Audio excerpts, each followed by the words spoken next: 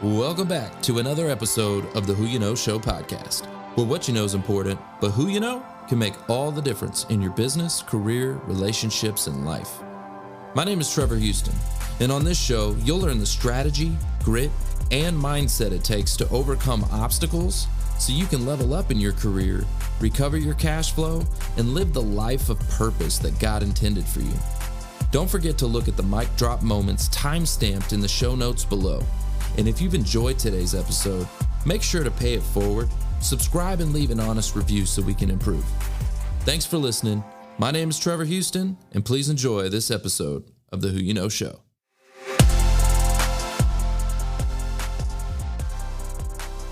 She is an HR consultant and an executive and professional coach with an MBA in organizational behavior. She's an expert in working with teams and organizations to improve their people processes.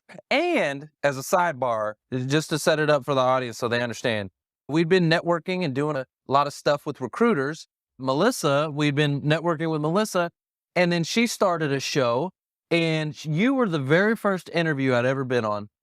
It was fun. That was the funnest show. It was an awful interview, not you. Wait a minute. No, it was the first, and I was so nervous, and I was like, oh my God. But when we left, I remember looking at Mark, and I go, we have to do it. I already wanted to, and then she just opened the door. Yeah, Completely. Yeah. We looked at each other and said, stuff. we gotta do this. That's how we got connected. And then through the Who You Know, I knew somebody else who had been doing a show up in Frisco, and that's how the Who You Know got started. Yeah. So. Yeah, I'm going to have to send you guys all the pictures from that day. I know we recently posted one, but trust me, there's some more that are great. It's always fun to go back and you see the progression of things, and you go, wow. Like we were talking about that first episode with Jane Ryan, and me and Jane Ryan got in a fight on the first episode. On the first like episode? butting heads. Yeah, the very Well, first, it's kind of like after. I had to edit after the show. one of my first guests out. I had to edit the person completely out of the Wow. show. One of the people that were on there. Wow. Oh, really wow. bad. So what are you doing these days? Yes. I'm so excited you're here because I know like we're talking about the backstory and all the behind the scenes, but Yeah, so currently I'm working with a customer as a consultant, helping them with some of their hiring processes and people processes, basically. Yeah. So it's really cool. Love it. Love the organization. But so today I was going to tell you like a little bit about what I wanted to chat about with you, because it's a different approach than what we normally talk about, I think.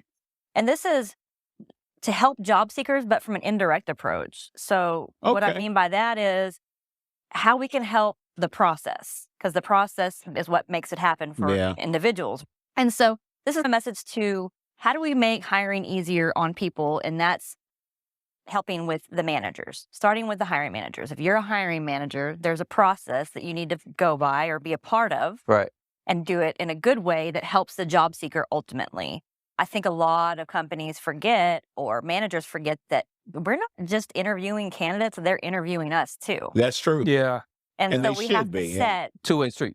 It's a two-way it is. street. And I tell candidates that a lot too when I'm working with candidates, because it's sometimes you got to remember that it gets you the confidence you need, I think, a lot of times, because you go in nervous, but when you realize that if you looking at them too, you feel a little bit more powerful and come across a little more confident in the interview. So we know the system's a little broken, right? I think the job seekers can agree with that. I think everybody agrees that the system's a little bit broken. What are some things that you're doing or teaching or training to like try and solve some of these issues that are going on in the hiring process? It's so funny because you look at it from my perspective, where I talk to people that are looking for jobs, and then I am on the employer side too.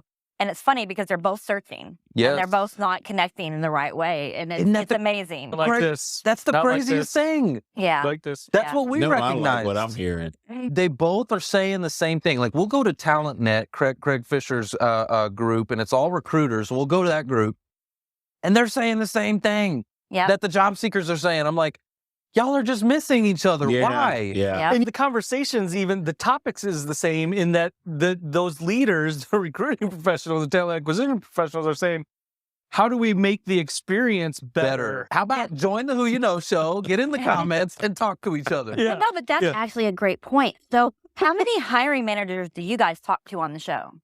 Is there a lot of people that maybe haven't been through the network, but just individuals and Not really. employers? It's more the people that are in transition who are just hiring managers in general. Exactly. So the people that are in transition that will become a hiring manager, maybe.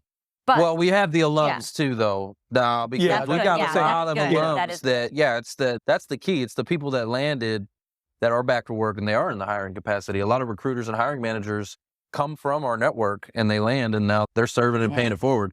So, And it's on right now. It's on like Donkey Kong right now out there with the job postings and the things that are moving ahead, because companies are like, hey, I am not willing to lose my ability to take care of my family because we're scared about something that we don't know anything about. It's no disrespect for anybody, but companies have to survive, and they are the ones that have to get out there and figure it out.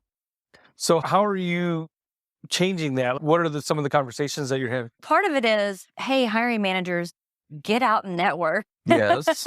Get out to these job search groups where there's a ton of people that are looking for jobs and talk to people, and you might find some great talent. All right. So I want to know how can companies start to engage their teams to further their brand and their reach? So that's an easy question, is use networks like this, use LinkedIn, share the jobs that you have going on, use social media platforms, Yes. post it at church, post it in any group that you're a part of. If you're alumni in a college, there's so many different areas of, just think of who do you know, who have you known, and share the word, either a job seeker or employers. Tell everybody you know. Why aren't they doing it? Yeah, why Time. is there such resistance? Because like even, I'll just give you a perfect example. It wasn't a hiring manager, but like, so the church I go to, and I'm just going to leave them out of this, but the church I go to, I'm not going to say their name, but the church I go to, I said, hey, we don't have a career transition group. Like, I will help start one. I have a lot of resources that we can, bring into it. And I got nothing. I said, hey, can we set up a time to have coffee, meet, talk about it? No reply. Yeah. And so in the hiring managers, I think too. So that's just one example. That wasn't directly related to a hiring manager, but a hiring manager, are you seeing that there's resistance? Here's the thing is hiring managers a lot of times rely on talent acquisition to help fill the positions. And what they can do to help that process is make sure they're giving talent acquisition all the details they need and not just the job description that we post. Because especially if you're a government contractor, it's generic. It's not really going to do that much. But if you tell the recruiters really what you're looking for, and that's cultural, that's technical, that's skills, competencies, what have you, you have to get that in depth. And when you don't end up hiring somebody, give feedback, real feedback. Feedback that can help you adjust your recruitment process so we can get the right people. Feedback that can tell the talent that they didn't get selected why and how they can improve for future interviews. Yeah. And job seekers, I think, and maybe you can speak to this, but they have to realize or understand that between talent acquisition and recruiting and hiring, there's a lot of this going on, right? There's a lot of finger pointing. Always. Right? Yeah. In every job or in any situation in life, That was my job to alleviate that for those big old companies. Go in there and build a relationship with the hiring managers. And there should be an integration there. Yeah, it should be. And I think we do get some people who part of their frustration is, that's me, I'm perfect for this job, and I got in with a recruiter, but the hiring manager, I didn't get the job or what have you. I think that they have to understand, like, sometimes there's a disparity between the expectations from a recruiter. And that's something that hiring managers can change is by giving the information that's really needed. And if maybe you don't get it, sometimes you're not doing the job, so it's hard to describe what the role really entails, and you have some flexibilities here and there. But just be as detailed as you can, and then you find somebody doesn't match, explain to them why, explain to the recruiter why, so they can adjust it and get the right We had somebody in the summit yesterday who was talking about that. He's a hiring manager, but he's seeking right now. Yeah, and he had said that he's one of the good ones that actually give feedback to the candidate, especially if they reach out. Now, he's not just going to volunteer it. But they have to, if they ask, he feels an obligation to. And I think about it. You make these job seekers go through hell and back. You make them jump through hoop after hoop. And another hoop. And then you send them a canned email or whatever. And like, come on, companies, a little feedback. Even if I feel like this would be nice, maybe if there's like a templated, like 5 top reasons why they wouldn't hire somebody, and just put, like pick a button, pick a button that said, like maybe a top 5, and you were this one. This is the one you were out of the, like. And we understand that it's very litigious in corporate America. It's very litigious. Exactly. That's part of the problem. Guys, job seekers, if you are building a relationship with some of these recruiters, I know you can't be all of them, but some of these recruiters that actually care, you can get some feedback. Yeah. some people have said that or mentioned that they've gotten feedback. But Somebody in our audience, please organize a T-shirt that says "No more crickets, No more ghosting. no more ghosts." Yeah. more ghosting. Yeah, no, hashtag get no ghosted. ghosting. Yeah, because you want to know what to do to improve as a candidate Yeah. for sure. So the first thing was get involved, give the details, and then give feedback. Those are 3 main things that managers can do to help the process and help the candidates in the search.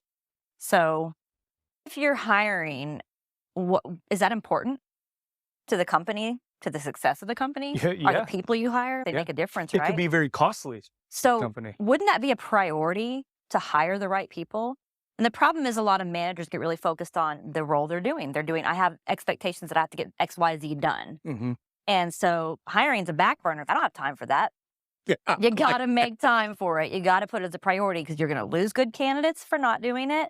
You're going to, You hire the wrong candidate. Why do they Yeah. take so long? Yeah. because it's not a priority. And some of it's the internal Yeah. systems processes Sometimes and different people are things like that. traveling and all kinds of With stuff. government yeah. contracts, you got to post it for Wait a a minute. time. Wait a minute. Hold on. So your job is to hire people, but you're traveling. Yep. You're on vacation. Yeah. That's me and Melissa's number one. Wait a minute. Hold on. Like Whatever. Like Like, you your don't answer the job, phone anywhere we don't are. your job is to hire somebody. So let's get to hiring. Like we need to judge your metrics on how many people are you hiring. That's just that the hiring managers aren't held to the same Yeah, standard the that hiring recruiters managers are. aren't necessarily. The Yeah. recruiters are, to The your point. recruiters Yeah. are. Yep. There's a great No. comment in here. And, Ding, ding, so Jim Young, he's starting his business, right? He wrote, he's got the technology consulting business. He's hiring. We've actually put his stuff out there to Yeah, hire. Jim is. Yeah. He wrote, I have candidates that have not replied to a potential interview and ghost me, so it goes both ways. Guys, Wow. if Y'all, you that's are crazy. ghosting recruiters and employers Shame and other on you. people, shame on you. No, even if If you're you want working, you still got to at least respond. Yeah. No, Yeah. and it is a big issue. I will say that because anytime we go to TalentNet, they talk about it all the Yeah. time. They get ghosted by candidates, and it is a two-way street. We deal with it. We have job seekers that we're helping. They sign up, they register, they'll raise their hand, fill out their information, sign up for something, register, and not show. Like, why would Yeah. you do that? There's a website out there. I'm not going to tell y'all what this website is because I'm from Texas. I could get a gun. You can buy somebody to interview for you for a specific thing. You can purchase it, and then you show up for the job. You don't even know what happened. Wait, what? I'm Yeah. assuming that's phone interviews. Like, how would that work? Because you might Wow. look different. They might notice. It's an underground thing. It sure is. Because it's going on. We keep hearing about this. And I'm like, where is this coming from? I found out where it's coming from. Wow.